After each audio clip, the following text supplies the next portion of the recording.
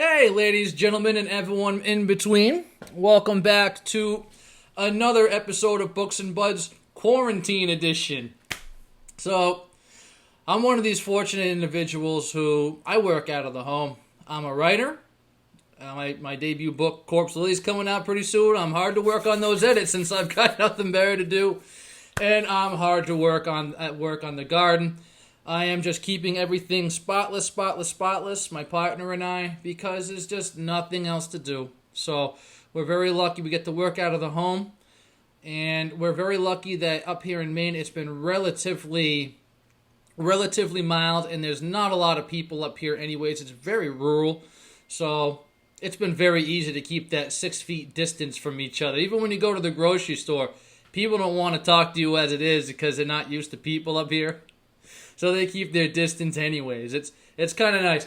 But very rare we do go to the store. We just try to, when we do go, just get as much as we can to get us through another week. And then we just stay here. Just like anyone else.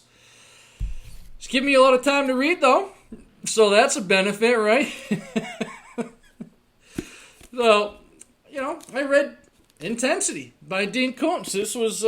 This was recommended to me by my business partner. He screams about this guy all the time. He's the one that really got me into Dean Koontz, and this is one of the books that he freaked about. And to be quite honest with you, aside from his book, Through the Corner of His Eye, which I reviewed on a previous episode, this is about as good as Dean Koontz gets right here. This was solid. I'm not going to bother leaving him a review because the guy doesn't need my help. But this gets a 5 out of 5 for me. I mean, I loved it. So, it's your basic antagonist-protagonist book. But he does a good job because the main character in this book, China, she's just a girl that has a young woman, who has a lot of, I guess, I want to say, separation anxiety. I don't know. She had a horrible childhood. And the closest thing she's got to a family is her best friend's parents. So she's going to be spending a week with her best friend's folks at their house and enjoying a nice meal and just chilling and having a good time. It's the closest thing she knows to a connection with anybody. So it starts off pretty nice. But then all of a sudden, just like that, this is Dean Koontz. He doesn't waste much time. This guy comes into the house in the middle of the night and wipes out the whole family. She hears it coming and hides under the bed and everything else, but he kills everybody. Her best friend, her best friend's parents, it's a bloodbath. The guy's an absolute nightmare. He's just so crazy. While she's hiding under the bed, she catches him eating a spider and all this crap. He's just a Looney Tune. But having nothing to lose, having no family that left behind for her or anything else, she's quite courageous and she wants to get this guy. So and she ends up sneaking into the camper that he showed up in, and that's where the story really gets crazy. We start seeing who this nut job is, and he pulls into a convenience store. It's pretty late at night by this point, and there's a couple young gentlemen in the store, and he kills both of them too for the hell of it. The guy's a complete sociopath. So Dean Koontz does a great job introducing this antagonist. He's just a nut job. He's the perfect foe. I mean, he's almost too perfect. He's unbelievable.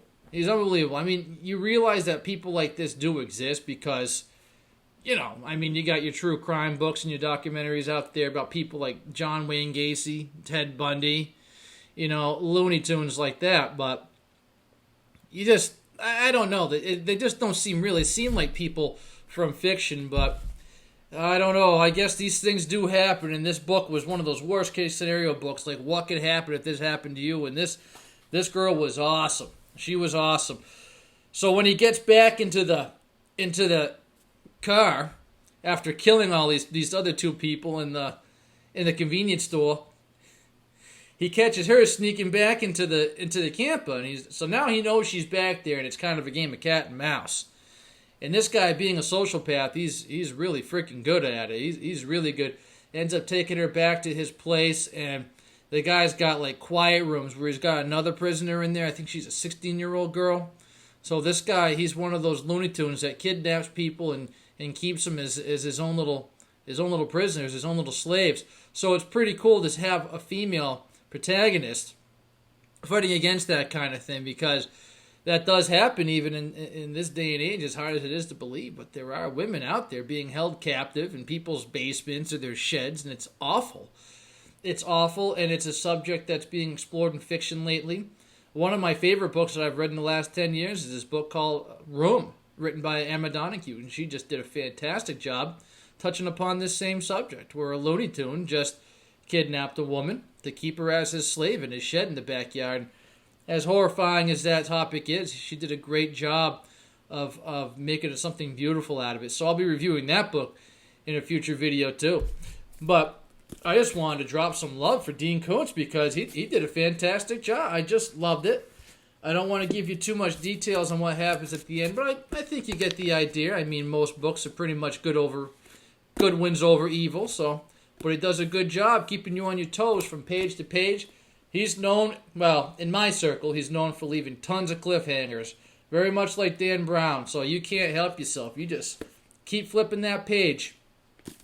So I'm keeping this one short. I don't know. Maybe I'll do a bunch of videos this week. We've got nothing better to do. We're under quarantine here here at Burning Bush, here at Books and Buds, but we love the hell out of you guys. Don't forget to click that like button. Don't forget to subscribe. Share this if you can. Let's get the love for books back into society.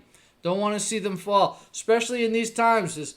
There's better things out there than Netflix all day, guys. I see a lot of people on social media whining about, oh no, there's nothing left on TV. Like, pick up a book. It's better than TV anyways. Let's get back to reading, all right? So you could have clicked on any channel, any book review channel on YouTube. You clicked on this one. I love the hell out of you for it, gang. We'll catch you next time.